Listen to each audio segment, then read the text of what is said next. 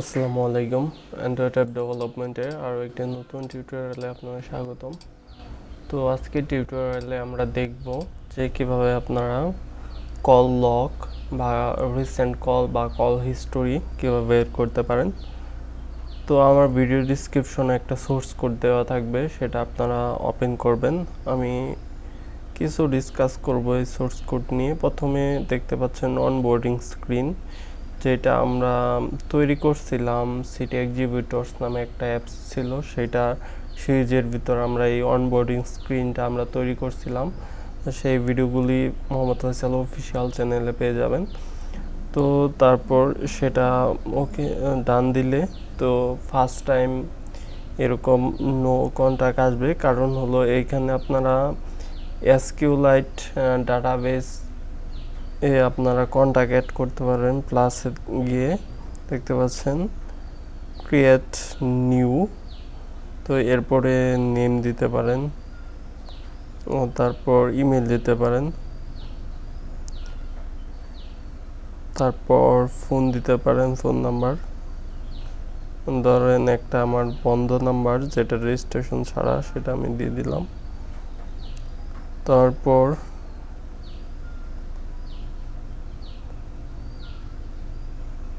এখানে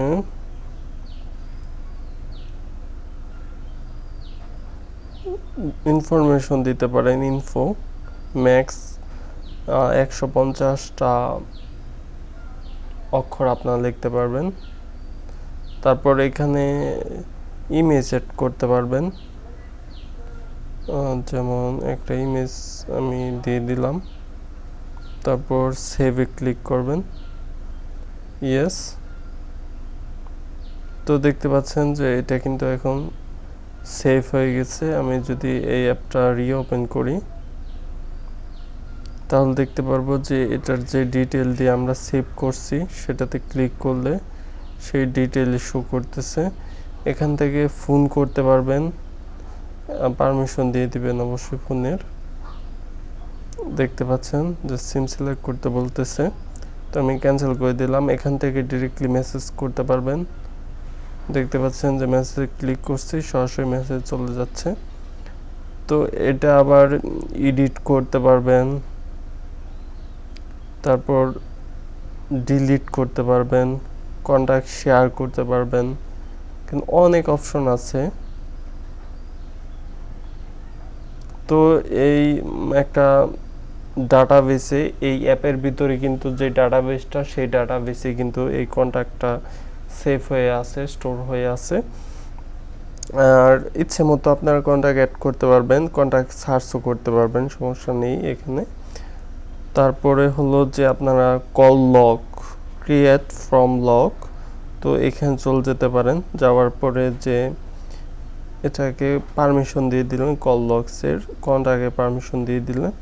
তারপরে কিছুটা সময় লুট নিলে দেখতে পারবেন যে লাস্ট যে কল হিস্টোরিগুলি সেগুলি কিন্তু এখানে শো করতেছে, যে কার সাথে কত মিনিট আগে কথা বলছেন। সেগুলো কিন্তু যে অরিজিনাল বিল্ট-ইন যে ডায়াল প্যাডের যে অ্যাপটা, সেটা থেকে গেট করতেছে। এখন এভাবেই কিন্তু আপনারা ইজিলি কল লগগুলো দেখে ফেলতে পারবেন।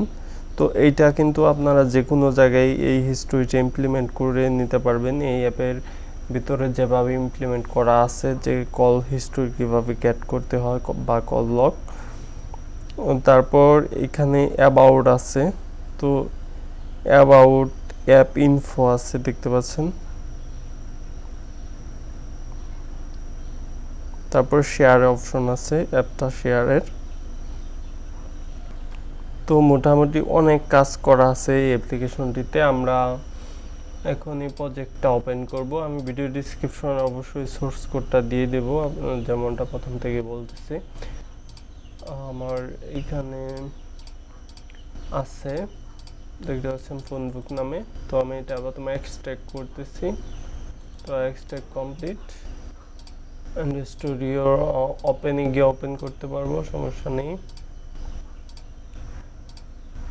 তারপর এই যে ফোনবুক সিলেক্ট করে দিলাম। ওয়েট করতে হবে। ফার্স্ট টাইম আপনাদের গ্রেডেল ডাউনলোড হতে পারে, অপেক্ষা করতে হবে ফার্স্ট টাইম। মোটামুটি লেটেস্ট একটা প্রজেক্ট, তাই আমি পরে আর এটা আপগ্রেড করি নাই। যদি অনেক আগের হইতো তাহলে কোডগুলো আমি আরও আপডেট করে দিতাম। সাধারণত অনেক আগের প্রজেক্টগুলো আর এখন স্টুডিওতে কাজ করতে চায় না, তাই সেগুলো আপডেট করে নিতে হয়।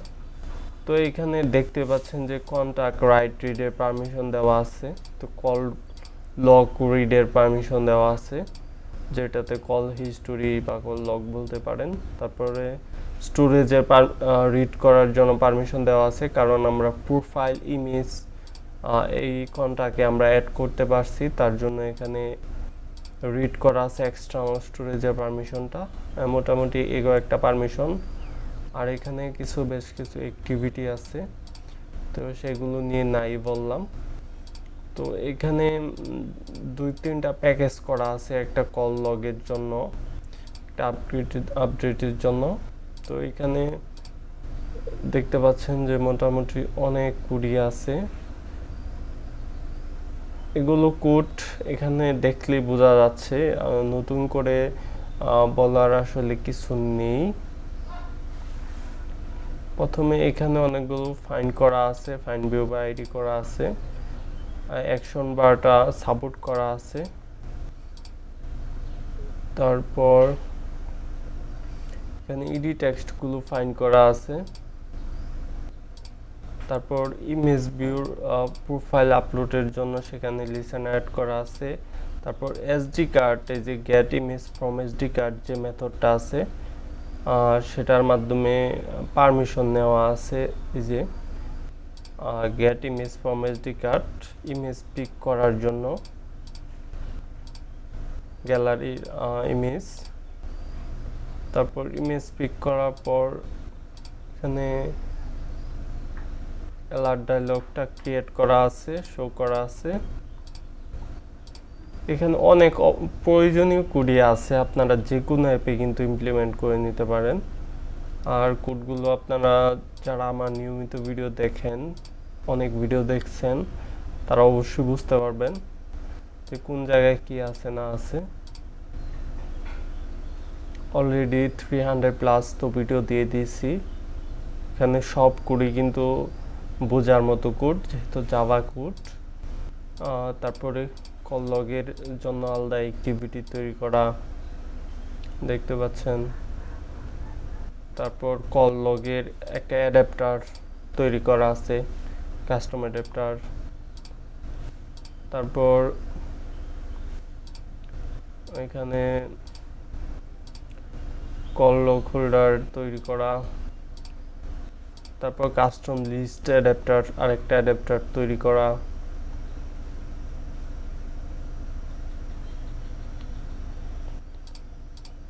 তারপর একটা ইন্টারফেস তৈরি করা, একটা ডাটাবেস তৈরি করা, যেই ডাটাবেসে এটা এসকিউলাইট ডাটাবেস ইউজ করছে। এসকিউলাইট ডাটাবেস নিয়ে কিন্তু আমার প্লে লিস্টে আছে, যেখানে এসকিউলাইটের উপর অনেক ভিডিও টিউটোরিয়াল তৈরি করা আছে টু জেড।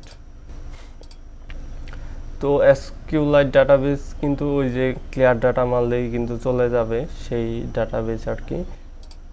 সেটা কোনো অনলাইনে স্টোর হবে না, ডাটাবেসটা ক্রিয়েট করা। তারপরে সম্পূর্ণ এখানে সবই ডাটাবেসের কোড, ডাটাবেস শেষে ক্লোজ করে দেওয়া আর কি। তারপর ইমেজ, এখানে কনভার্টার একটা আছে। তারপর একটা activity, list activity, load data.